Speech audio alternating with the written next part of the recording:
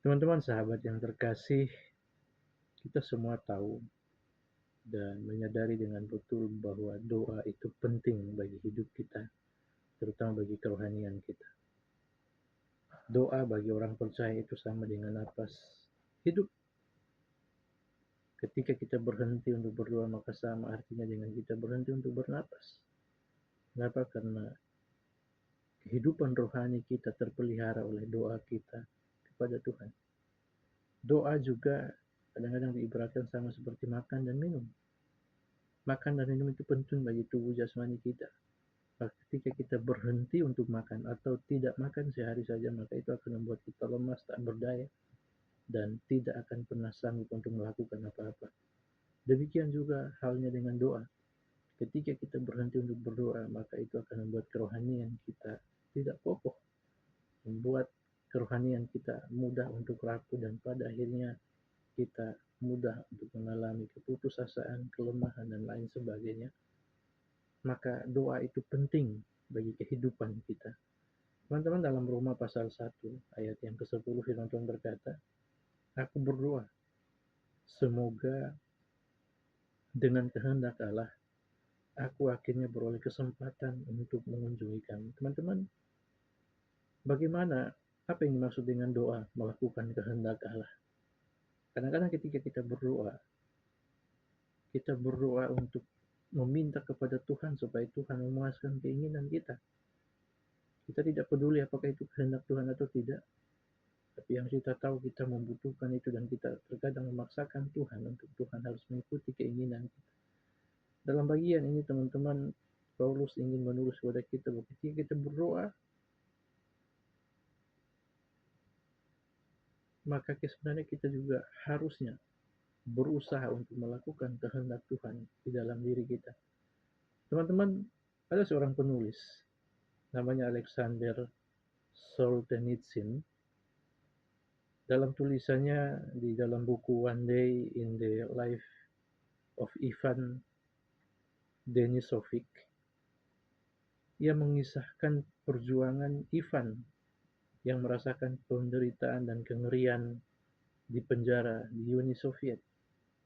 Pada suatu hari Ivan berdoa seperti kebiasaannya, karena dia memang suka berdoa walaupun dalam penjara sekalipun. Teman-teman, ada rekan tahanan yang menyaksikannya ketika dia berdoa, dan ia berusaha untuk mengganggu dan mengolok-olok Ivan dengan kata-katanya, berusaha untuk mengganggu konsentrasi Ivan untuk berdoa. Namun Ivan tetap berdoa, terus meneruskan doanya, menghampiri Tuhan di dalam doanya. Dan setelah selesai berdoa, Ivan menghampiri temannya tersebut dan berkata, "Saya tidak berdoa untuk cepat-cepat keluar dari penjara ini, tapi saya berdoa untuk melakukan kehendak Allah." Teman-teman sahabat yang terkasih, kisah ini mengungkapkan bagaimana seorang dapat menghormati kemuliaan Allah lebih daripada dirinya sendiri. Isi doanya tidak berfokus pada dirinya sendiri, tetapi pada Allah. Orang Kristen kebanyakan ketika berdoa memfokuskan doanya, memohon segala sesuatu untuk dirinya sendiri tanpa mempertimbangkan kehendak Allah dalam dirinya. Itu sebabnya teman-teman, ketika kita berdoa, orientasi hidup kita, fokus kita itu harusnya tidak pada diri sendiri, tapi kepada Allah. Melakukan kehendak Allah. Dan ingat bahwa doa tidak menjadi tempat pemuasan emosi kita melalui permintaan-permintaan pribadi kita dan mengasihani diri sendiri.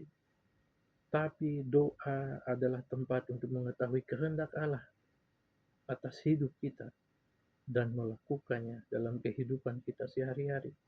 Doa adalah tempat kita belajar untuk mendengar suara Tuhan. Doa itu harusnya menjadi komunikasi dua arah. Kita bisa mengungkapkan isi hati kita, perasaan kita kepada Tuhan. Dan dengan demikian juga kita juga perlu memberikan kesempatan bagi Tuhan untuk berbicara bagi kita. Kita terbiasa berdoa dengan serangkaian permohonan-permohonan. Kita berbicara kepada Allah tentang masalah dan urusan kita, tetapi tidak memberikan waktu kepada Allah untuk berbicara kepada kita. Kita memenuhi isi doa kita dengan permohonan-permohonan kita, kita berpikir apakah permohonan itu adalah kehendak Tuhan atau tidak, maka kita perlu ingat bahwa setiap permohonan kita kepada Tuhan di dalam doa kita harusnya selaras dengan kehendak Tuhan. Teman-teman sahabat yang terkasih, mari kita belajar berdoa sesuai dengan kehendak Allah.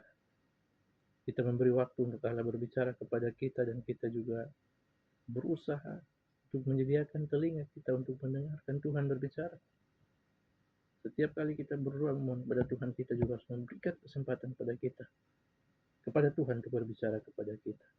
Teman-teman, ingat bahwa jangan sampai kita menjadikan doa-doa kita sebagai tempat untuk pemuasan emosional kita, emosi kita, keinginan-keinginan kita.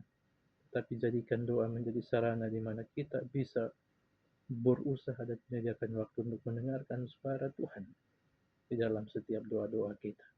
Ingat teman-teman bahwa doa itu penting bagi kehidupan kita. Maka teruslah bangun kehidupan doa kita dari waktu ke waktu, dan biarlah juga Tuhan menyatakan isi hatinya bagi kita untuk kita lakukan dalam hidup kita hari lepas hari. Selamat beristirahat, Tuhan berkati kita semua, dan shalom.